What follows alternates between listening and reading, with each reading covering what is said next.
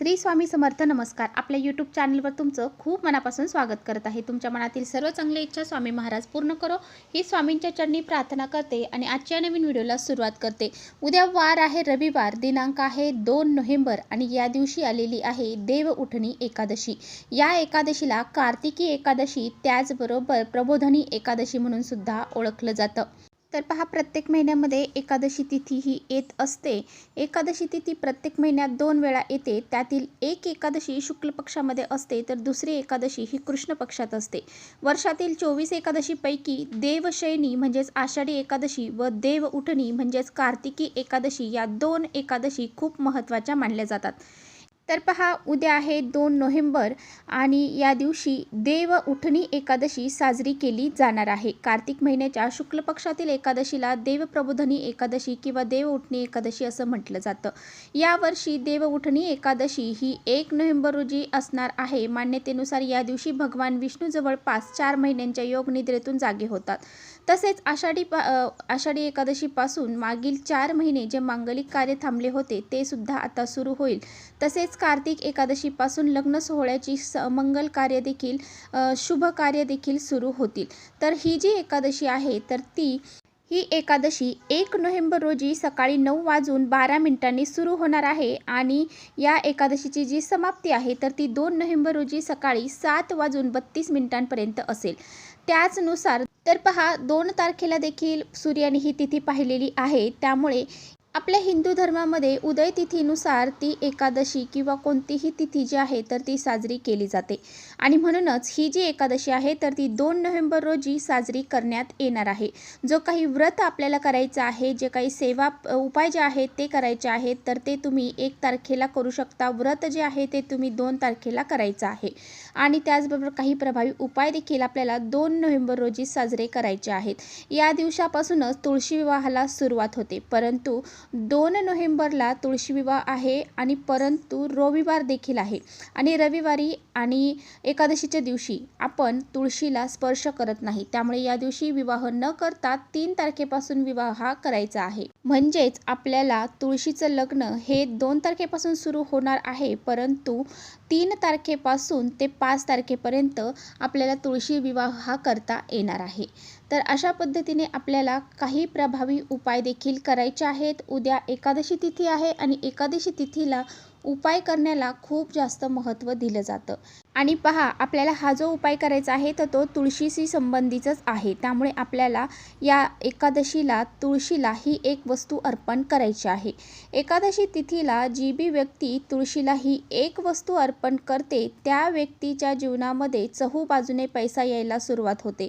त्या व्यक्तीची कितीही कठीणातील कठीण इच्छा असू द्या ती पूर्ण झाल्याशिवाय राहत नाही. एका रात्रीत आयुष्याचं सोनं होईल इतका हा प्रभावी उपाय आहे. हा उपाय कसा करायचा आहे याबद्दलची संपूर्ण माहिती आजच्या व्हिडिओत आपण जाणून घेणार आहोत. त्यामुळे तुम्ही पुढे व्हिडिओ स्किप न करता शेवटपर्यंत नक्की बघा, जेणेकरून तुमच्यापर्यंत योग्य ती माहिती पोहोचेल. आपल्या चॅनलवर जर नवीन असाल तर चॅनलला सबस्क्राईब करा आणि असेच नवनवीन माहितीपूर्ण व्हिडिओ पाहण्यासाठी बेल आयकॉनला प्रेस करा. म्हणजे मी जेव्हा कधी नवीन व्हिडिओ अपलोड करेन त्याचं नोटिफिकेशन सर्वात अगोदर तुम्हाला भेटेल आणि तुम्ही एकही व्हिडिओ मिस करणार नाही. त्याचबरोबर व्हिडिओ आवडला लाईक करा आणि व्हिडिओ माहितीपूर्ण वाटलं तर आपल्या मित्रपरिवारांसोबत देखील शेअर करा. तर पहा, आपल्याला या दिवशी सकाळी लवकर उठायचं आहे. 2 नोव्हेंबर रोजी सकाळी लवकर उठायचं आहे, स्नान करायचं आहे, स्वच्छ कपडे परिधान करायचे आहेत आणि त्यानंतर तुम्हाला घराची स्वच्छता करून घ्यायची आहे. या दिवशी तुम्हाला फरशी नाही पुसली तरी चालेल, कारण या दिवशी कोणत्याही जीवजंतूची आपल्याकडून हत्या व्हायला नको. त्यामुळे आपल्याला फरशी नाही पुसली तरी चालेल, वरवर तुम्ही झाडून घेतलं तरी चालेल. त्यानंतर तुम्हाला काय करायचं आहे, तुम्हाला तुमच्या देवघरातील देवांची विधिवत पूजा करून घ्यायची आहे. बाळकृष्णावरती किंवा तुमच्याकडे भगवान विष्णूंची मूर्ती असेल, विठ्ठल रुक्माईची मूर्ती असेल त्यावरती आपल्याला दुधाने दह्याने स्नान घालायचं आहे आणि स्वच्छ कपडे त्यांना घालायचे असतील. तुमच्याकडे असतील तर तुम्ही ते घालू शकता किंवा मग तुम्हाला नसतील तर काही हरकत नाही. जशा पद्धतीने तुम्ही पूजा करता त्या पद्धतीने केली तरी चालेल. त्यानंतर तुम्हाला धूप अगरबत्ती दीप वगैरे लावून त्या देवघराची विधिवत पूजा करून घ्यायची आहे आणि भगवान विष्णूंना तुम्हाला तुळशीपत्र अर्पण करायचे ठेवायची आहेत. ही तुळशीपत्र तुम्हाला अगोदरच्या दिवशीच तोडून ठेवायची आहे. तर पहा, एकादशीच्या दिवशी आपल्याला ह्या सर्व गोष्टी करायच्या आहेत आणि त्यानंतर तुम्हाला हा जो उपाय आहे तर तो तुम्हाला सकाळीच करणं शक्य असेल तर तुम्ही सकाळी करू शकता किंवा दिवसभरामध्ये कधीही तुम्ही हा उपाय करू शकता. तर पहा, ज्या घरामध्ये तुळशीचं रोप असतं त्या घरामध्ये नेहमी आनंद, सुख ह्या गोष्टी घडत असतात आणि ज्या घरामध्ये तुळशीचं रोप नसतं त्या घरामध्ये सतत चिडचिडेपणा, नकारात्मकता, वाईट शक्ती ह्या प्रवेश करत असतात आणि म्हणूनच प्रत्येकाने आपल्या घरासमोर एक तुळशीचं रोप हे नक्कीच लावायचं आहे. तुळस ही अतिशय महत्त्वाची मानली जाते, अतिशय पवित्र मानली जाते आणि तुळशीला साक्षात माता लक्ष्मीचं प्रतीक मानलं जातं आणि विष्णूंना तुळस ही अतिशय प्रिय आहे. म्हणूनच तुळशीला विष्णुप्रिया किंवा मग हरिप्रिया या नावाने ओळखलं जातं. हा उपाय पहा आपल्याला का करायचा आहे. आपल्या घरामध्ये पैसा येत नसेल, पैसा टिकत नसेल, पैसा आला की कोणत्या ना कोणत्या मार्गाने घरातून बाहेर निघून जात असेल आणि आपल्याला सतत इतरांकडून कर्ज घ्यावे लागत असेल, आपल्या घराची प्रगती होत नसेल, प्रगती आपली कुठेतरी थांबलेली आहे, ही प्रगती होण्यासाठी त्याचबरोबर आपल्या घरामध्ये सर्व गोष्टी सुख, शांती, समृद्धी, ऐश्वर हे येण्यासाठी आणि आपल्या घरातील अलक्ष्मी, दारिद्र्य, गरिबी दूर होण्यासाठी हा उपाय अतिशय महत्त्वाचा मानला जातो. त्याचबरोबर हा उपाय आपल्या आसपास राहणारे जे जळाऊ प्रवृत्तीचे लोक आहेत त्यांच्यासाठी सुद्धा खूप महत्त्वाचा आहे. अशा लोकांचा नाश होण्यासाठी सुद्धा हा उपाय अतिशय महत्त्वाचा आहे.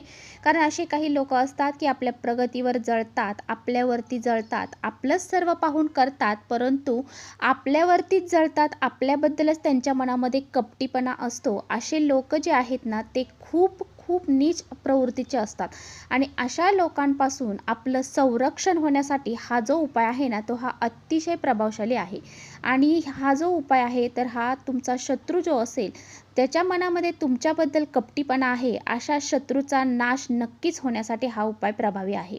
तर तुम्हाला काय करायचं आहे तर पहा, आता पहा, तुळशीपाशी आपल्याला आसपास थोडी स्वच्छता करून घ्यायची आहे. तुळशीला स्पर्श करायचा नाही, परंतु तुळशीच्या आसपासची स्वच्छता आपल्याला करून घ्यायची आहे. छानशी रांगोळी काढायची आहे आणि एक शुद्ध गाईच्या तुपाचा दिवा तुम्हाला लावायचा आहे. आता पहा, तुळशीला या दिवशी एकादशी आहे, रविवार देखील आहे आणि त्यामुळे आपण तुळशीला स्पर्श करत नाही. म्हणूनच आपल्याला काय करायचं आहे तर आपल्याला तुळशीला द्रवपदार्थ अर्पण करायचे नाही, म्हणजे दूध किंवा पाणी अर्पण करायचं नाही. तर तुळशीला आपल्याला थोडीशी चिमूटभर हळद जी आहे तर ती अर्पण करायची आहे. आता ही हळद कशी अर्पण करायची आहे, तुम्हाला हळद घ्यायची आहे आणि तुळशीला स्पर्श होऊ द्यायचा नाही. तुळशीची जी कुंडीतली माती आहे त्या मातीमध्ये तुम्हाला ही हळद अर्पण करायची आहे.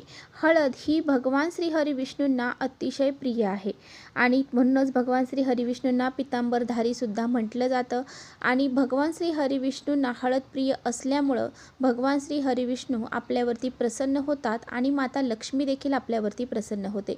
भगवान विष्णू आपल्यावरती प्रसन्न झाले की माता लक्ष्मी आपल्यावरती आपोआपच प्रसन्न होत असते आणि म्हणूनच आपल्या घरातील सर्व विघ्न, अडचणी दूर होतात आणि आपल्या घरामध्ये सुख, शांती, समृद्धी नांदायला सुरुवात होते. हळद अर्पण करायची आहे आणि त्यानंतर तुम्हाला तुमचं हळद अर्पण करत असताना तुमचं नाव घेऊन हळद अर्पण करायचे आहे. त्याचबरोबर ओम तुलसी देवाय नमः किंवा ओम वृंदाय नमः असं म्हणून हा मंत्र म्हणत तुम्हाला 7 प्रदक्षिणा घालायच्या आहेत आणि त्यानंतर तुळशी मातेला प्रार्थना करायची आहे. तुमच्या ज्या बी इच्छा असतील तर त्या तुम्हाला पूर्ण होण्यासाठी प्रार्थना करायची आहे. जे बी इच्छा असेल, शत्रूचा त्रास असेल, घरामध्ये तुम्हाला पैसा, धन संपत्ती, लक्ष्मी प्राप्ती होण्यासाठी कोणतेही तुमच्या समस्या असतील, अडचणी असतील त्या तुम्हाला सांगायच्या आहेत आणि त्या पद्धतीने प्रार्थना करायची आहे. या दिवशी तुळशीची पूजा केल्याने घरातील नकारात्मकता दूर होते. त्याचबरोबर आपल्या घरामध्ये लक्ष्मीचा प्रवेश होतो आणि माता लक्ष्मी आपल्या घरामध्ये स्थिर स्वरूपात राहायला सुरुवात करते. तर अशा पद्धतीने हा एक छोटासा उपाय देखील तुम्हाला उद्या करायचा आहे. तर चला इथेच थांबवते. माझा व्हिडिओ आवडला असेल तर नक्की लाईक करा. चॅनलला नवीन असाल तर चॅनलला सबस्क्राईब करा. परत भेटूया अशाच छानशा व्हिडिओसोबत. तोपर्यंत श्री स्वामी समर्थ.